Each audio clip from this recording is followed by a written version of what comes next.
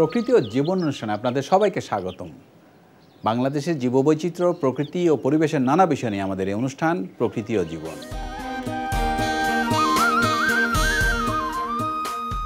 আমাদের জীবন আর প্রকৃতি একে অপরের সাথে গভীরভাবে জড়িত। এর গাছপালা ও প্রাণী আমাদের সাথে এদের সম্পর্ক, সচেতনতা ও করণীয় তুলে ধরতেই এই অনুষ্ঠান।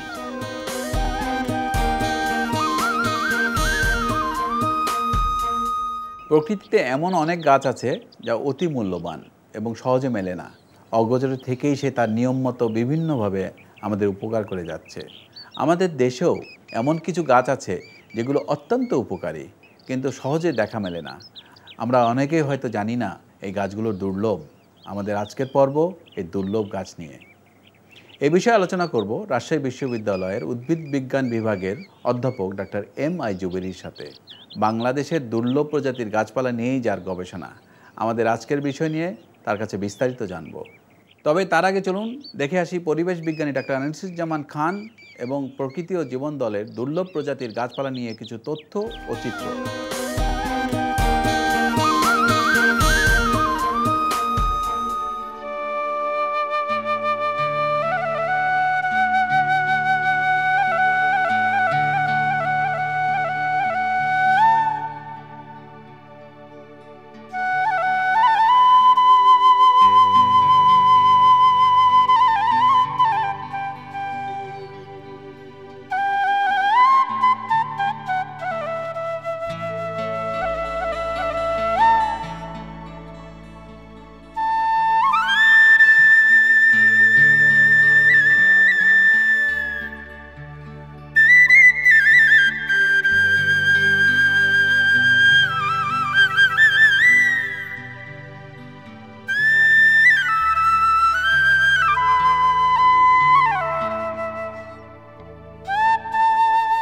প্রাকৃতিক পরিবেশের একটি গুরুত্বপূর্ণ উপাদান হচ্ছে উদ্ভিদ। উদ্ভিদকে বলা হয় পৃথিবীর প্রাণ বা চালিকা শক্তি।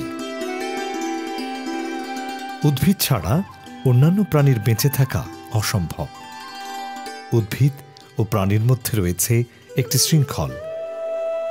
উদ্ভিদের ওপর সরাসরি নির্ভর করেই বেঁচে থাকে হাজারো বন্য প্রাণী, পাখি ইত্যাদি।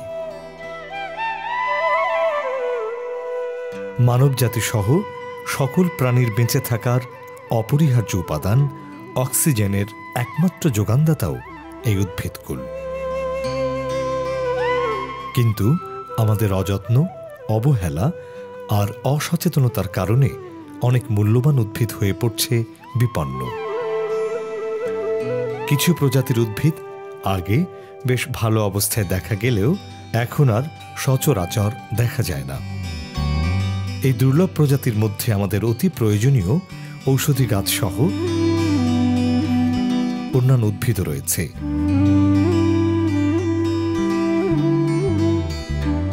বাংলাদেশে খুবই দুর্লভ প্রজাতির একটি গাছ হল নাগলিঙ্গম।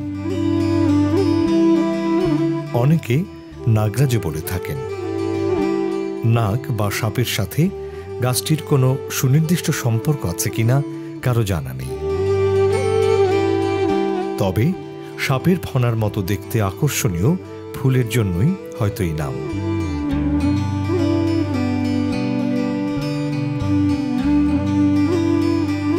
পরিপূর্ণ ফলগুলো গোলাকার বলের মতো। আমাদের দেশের নির্দিষ্ট কিছু স্থান যেমন বরিশালের বিএম কলেজ, জাতীয় উদ্ভিদ উদ্যান, রমনা পার্ক, বলথা গার্ডেন ছাড়া অন্য কোথাও এই গাছটি তেমন একটা দেখা যায় না। হাওর অঞ্চল এবং নিচু জলাভূমি এলাকায় একটি অতি পরিচিত উদ্ভিদ হল হিজল। হিজল গাছ নামে যতটা পরিচিত ঠিক ততটা সহজলভ্য নয়। হাওর ছাড়া হিজলকে এখন অন্য কোথাও দেখা যায় না বললেই চলে। হাওর অঞ্চলের প্রতিবেশ ব্যবস্থায় গাছটির গুরুত্ব অনেক। হাওর এলাকায় বসবাসকারী পাখি এবং অন্যান্য প্রাণীদের জন্য হিজলের ঝোপ একটি গুরুত্বপূর্ণ বাসস্থান। হিজলের কাঠ নৌকা ও সস্তা আসবাবপত্র তৈরিতে ব্যবহৃত হয়। তমাল মাঝারি আকৃতির একটি দুর্লভ গাছ, অনেক সময় লম্বায় প্রায় 15 মিটার পর্যন্ত হয়ে থাকে। তমালের কাঠ বেশ শক্ত এবং মজবুত। আসবাবপত্র ছাড়াও কৃষির উপকরণ প্রভৃতি কাজেও ব্যবহৃত হয়ে থাকে। প্রাচীন তমাল বৃক্ষ বরিশাল ও গাজীপুরে দেখা যায়। শতবর্ষী পুরনো তমাল গাছকে অনেক সময় হিন্দু সম্প্রদায়ের লোকজন পূজা করে থাকেন। বর্তমানে গাছটি খুব একটা দেখা যায় না। বিয়াস বা পানিবাজ মাঝারি আকারের বৃক্ষ, সিলেট ও ঢাকা বিভাগের বনাঞ্চলে জন্মায়। পানিরোধী বলে জলাশয়ের ধারেই বেশি দেখা যায়। এর কাঠ খুবই শক্ত কিন্তু ওজনে হালকা হয়। এজন্যে এ গাছের কাঠের বহুবিধ ব্যবহার লক্ষ্য করা যায়। দাঁড়িয়ে আছি মালচি খালের পাশে বিয়াস বৃক্ষ সারির সামনে। স্থানীয় ভাষায় এই গাছটিকে পানিবাজ বলা হয়, যেটি ইন্ডিয়ান উইলো বা স্যালিক্স টেট্রাস্পার্মা। শতকরা 100% জলজ উদ্ভিদ এটি খুবই গুরুত্বপূর্ণ অর্থনৈতিকভাবে। এই গাছ থেকে বিশেষ করে রাইফেলের বাট, ক্রিকেট ব্যাট তৈরি করা হয়ে থাকে। এই গাছের কাঠ খুব হালকা এবং শক্ত বলে স্থানীয় জনগণ এর কাঠ থেকে দা, কোদাল, বটির আছাড়ি তৈরি করে। এই গাছের বনায়ন করলে বন্যার হাত থেকে স্থানীয় গৃহ যে সমস্যা, বন্যার ঢেউয়ে যে ঘর দোর ভেঙে যায়, সেই সমস্যার থেকে স্থানীয় জনগণ রক্ষা পাবে এবং একটি খুব দুর্লভ, রেয়ার, এন্ডেঞ্জার্ড, এন্ডেমিক জলজ প্ল্যান্টস সংরক্ষিত হবে।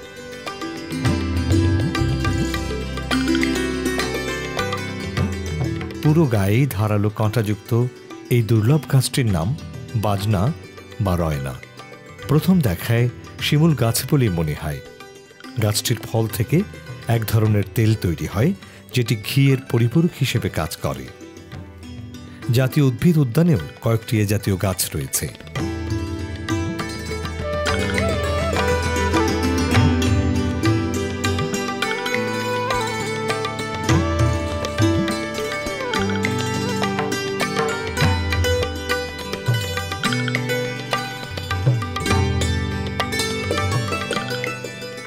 চিরসবুজ বনের একটি দুর্লভ বৃক্ষ হল চিকরাশি।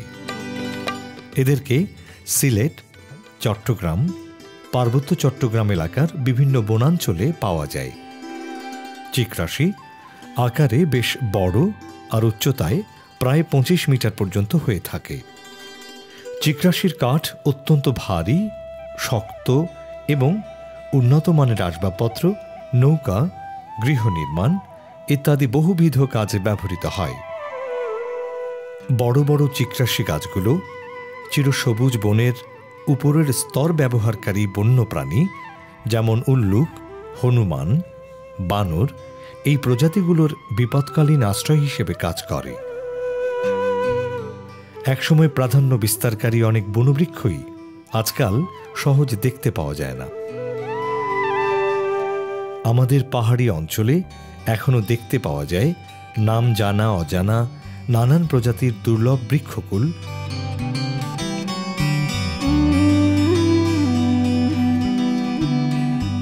বিশেষ করে পাহাড়ি নদী ও ঝর্ণার ধারে। বাংলাদেশে প্রাকৃতিক বন রক্ষা করা, বন্যপ্রাণী রক্ষা করা যেমন প্রয়োজন, তেমনি আমাদের দেশে কিছু বিলুপ্ত প্রায় উদ্ভিদ আছে, যেমন পডোকার্পাস, সাইকাস, সর্পগন্ধা বা রাওয়ালফেয়া। এইসব উদ্ভিদেরও কিন্তু আমাদের সংরক্ষণের প্রয়োজন আছে। শুধু যে আমাদের এগুলো জাতীয় প্রাকৃতিক সম্পদ তাই নয়, কোনো কোনো প্রজাতি আমাদের ঔষধিতেও কাজে লাগে। কাজে আমরা আশা করব সরকার ন্যাশনাল হার্বেরিয়ামের মাধ্যমে বা বিভিন্ন বোটানিক্যাল গার্ডেনের মাধ্যমে যেভাবে সংরক্ষণ করার চেষ্টা করছেন, ঠিক তেমনি ইনসিটু অর্থাৎ বনের মধ্যেও এদেরকে সংরক্ষণের একটা প্রয়োজন আছে। উদ্ভিদ এবং প্রাণী ওতপ্রোতভাবে জড়িত, কাজে একটিকে সংরক্ষণ করলে অন্যটিকে অবশ্যই সংরক্ষণ করতে হবে, দুটোকে মিলিয়েই সংরক্ষণ করতে হবে আমাদের দেশে।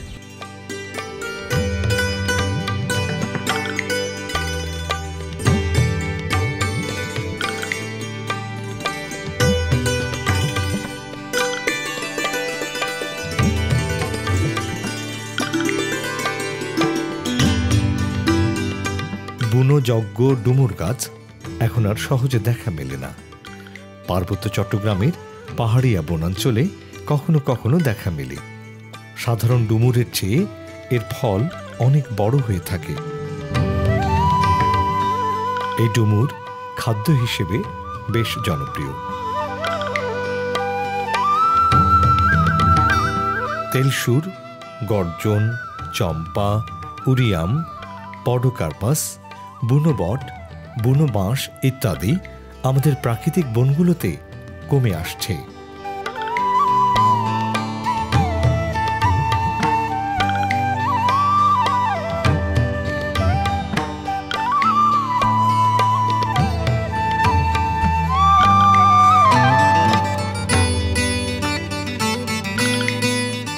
উরিয়াম বড় আকারের চিরসবুজ বৃক্ষ।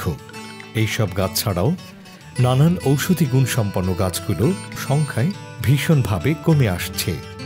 হরিতকি বাংলাদেশের ঔষধি গাছগুলোর মধ্যে একটি অত্যন্ত গুরুত্বপূর্ণ উদ্ভিদ। এটি মাঝারি থেকে বড় আকারের হয়ে থাকে, লম্বায় 20-30 মিটার হয়ে থাকে। ঢাকা, ময়মনসিংহ ও পার্বত্য চট্টগ্রামের বনাঞ্চলে এদের দেখা যায়।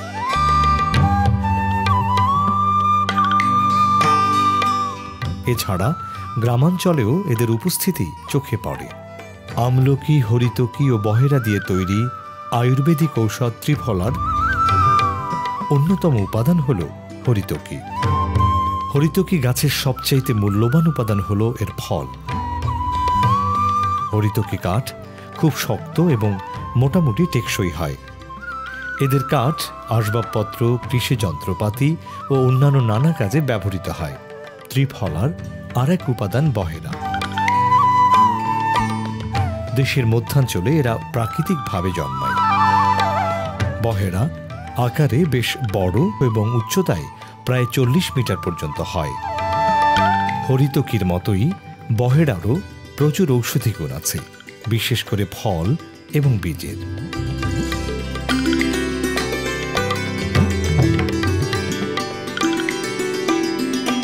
আমাদের প্রাকৃতিক পরিবেশে এ ধরনের অনেক গাছই বর্তমানে দুর্লভ। জানা অজানা নানান জাতের গাছের সমষ্টি ছিল আমাদের প্রাকৃতিক বনে।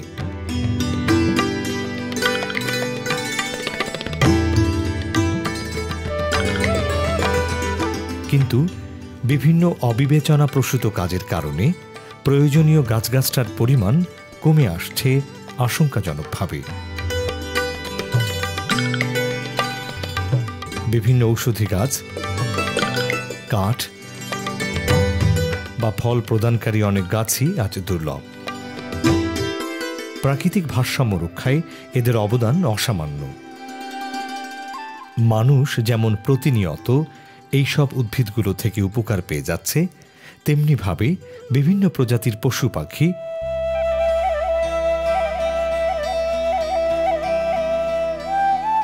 কীট পতঙ্গ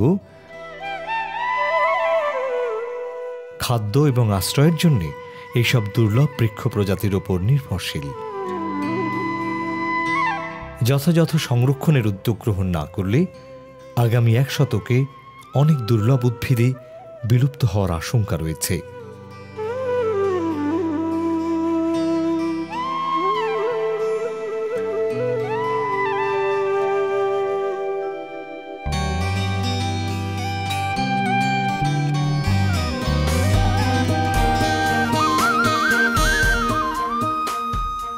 দর্শক মণ্ডলী, আমরা এতক্ষণ দেখলাম দুর্লভ প্রজাতির গাছপালা সংরক্ষণের উপর বিস্তারিত প্রতিবেদন। এবার ফিরে আসি আমাদের আজকের অতিথি অধ্যাপক এম.আই. জুবেরীর কাছে। স্যার, আমাদের দেশের অনেক উদ্ভিদ হারিয়ে যাচ্ছে, এই দুর্লভ উদ্ভিদগুলো সম্বন্ধে আমাদের কিছু বলুন। আমাদের শস্য শ্যামল সবুজ বাংলাদেশে প্রায় ৩,০০০ উদ্ভিদের কথা আমরা জানি। এই ৩,০০০ উদ্ভিদের বর্তমান অবস্থা সম্পর্কে আমাদের বিজ্ঞানসম্মত প্রতিবেদন এখনও তৈরি হয়নি। তবে আমাদের নিজস্ব যে অভিজ্ঞতা, তার আলোকে আমরা জানতে পারি এবং বুঝতে পারি যে এই প্রজাতিগুলোর অনেক প্রজাতির উদ্ভিদই আমাদের আশেপাশে আর দেখা যাচ্ছে না। এই দুর্লভ উদ্ভিদ সম্পর্কে আমাদের যে অভিজ্ঞতা তা হলো যে সর্পগন্ধা, চিকরাশি, পানি হিজল, হিজল, অর্জুন, অশোক, বহেরা এরূপ অনেক প্রজাতির উদ্ভিদ আমাদের আশেপাশে এখন দেখতে পাওয়া যায় না। এর ফলে এইসব উদ্ভিদের ব্যবহারকারী যেসব সাধারণ গ্রামবাসী এবং গ্রাম্য চিকিৎসক, তারা অত্যন্ত চিন্তিত। এই উদ্ভিদগুলো দুর্লভ হওয়ার কারণ কি? এই উদ্ভিদগুলো দুর্লভ হওয়ার অনেক কারণ বর্তমান।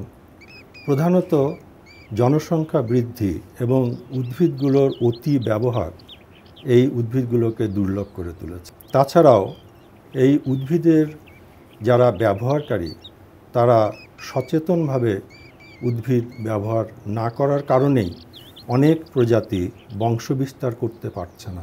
আমরা বিভিন্ন বনাঞ্চল ধ্বংস করে কৃষি জমি এবং নগর স্থাপন করছি। এর ফলে অনেক প্রজাতির উদ্ভিদই আর প্রকৃতিতে টিকে থাকতে পারছে না। এই উদ্ভিদগুলো সংরক্ষণের উপায় কি? এই উদ্ভিদ প্রজাতি সংরক্ষণ করার জন্য রাষ্ট্রীয়ভাবে এবং প্রতিষ্ঠানগত কতগুলো পদক্ষেপ কিছু কিছু আমাদের দেশে নেওয়া হয়েছে, কিন্তু সেগুলো সম্পূর্ণ নয়।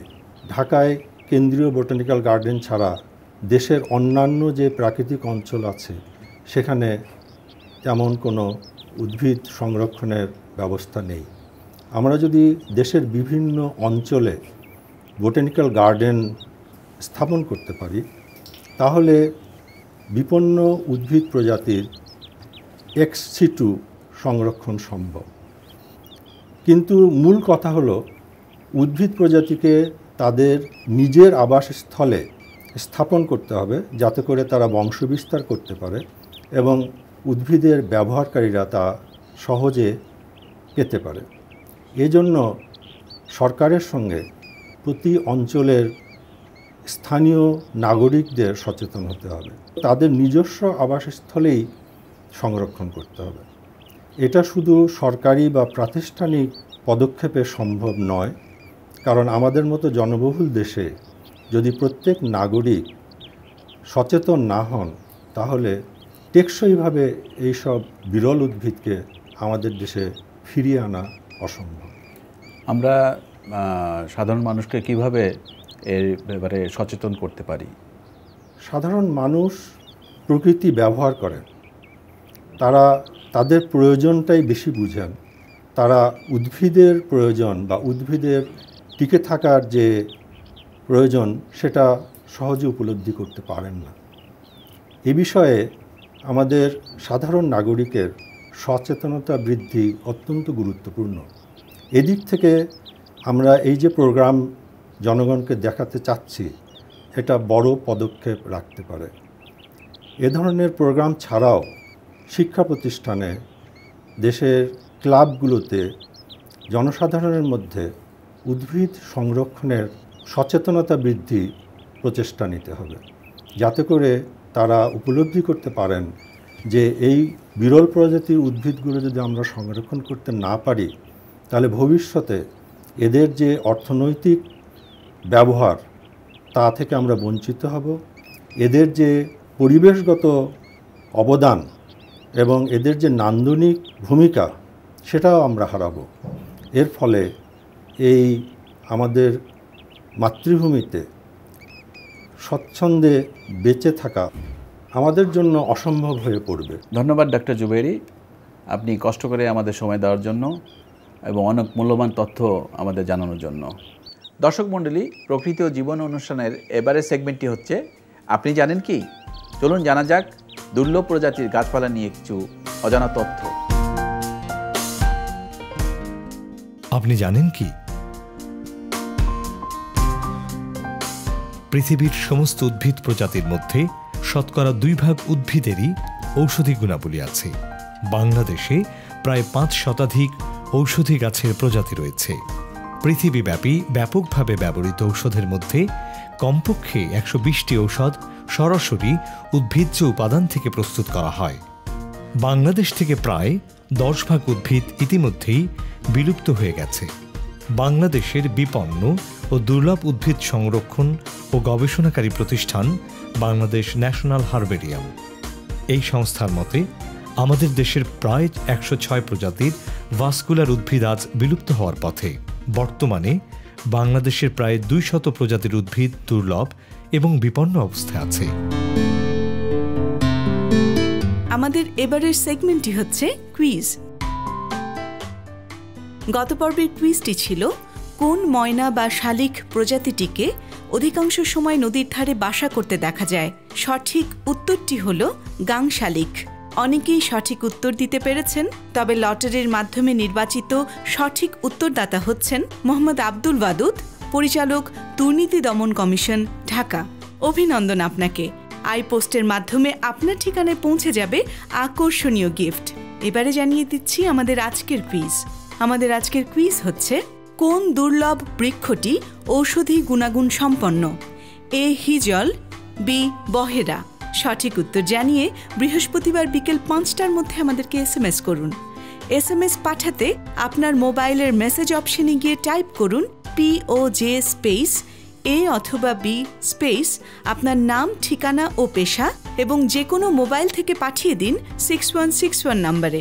মনে রাখবেন, যে কোনো 3টি পর্বে কেউ যদি বিজয়ী হতে পারেন, তিনি পাবেন প্রকৃতি ও জীবন দলের সাথে 5 দিনের প্রকৃতি পর্যবেক্ষণের সুযোগ। এছাড়াও বাংলাদেশের জীববৈচিত্র্য ও পরিবেশ সংক্রান্ত গুরুত্বপূর্ণ কোনো বিষয়ের চিত্র ধারণের জন্য বা অনুষ্ঠান সম্পর্কিত মতামত জানাতে চিঠি লিখুন। প্রযোজক প্রকৃতি ও জীবন, GPO বক্স নম্বর 964 অথবা ইমেইল করুন prokriti-ojibon@gmail.com এই ঠিকানায়। শুধু দর্শক, ঔষধি গাছগুলো আমাদের দুর্লভ গাছের তালিকার একটা বিরাট অংশ দখল করে আছে। অনেক ঔষধি গাছের ব্যবহার সম্পর্কে আমরা জানি, কিন্তু বেশিরভাগ ঔষধি গাছের উপকারী ভূমিকা সম্পর্কে আমরা আজও অজ্ঞাত।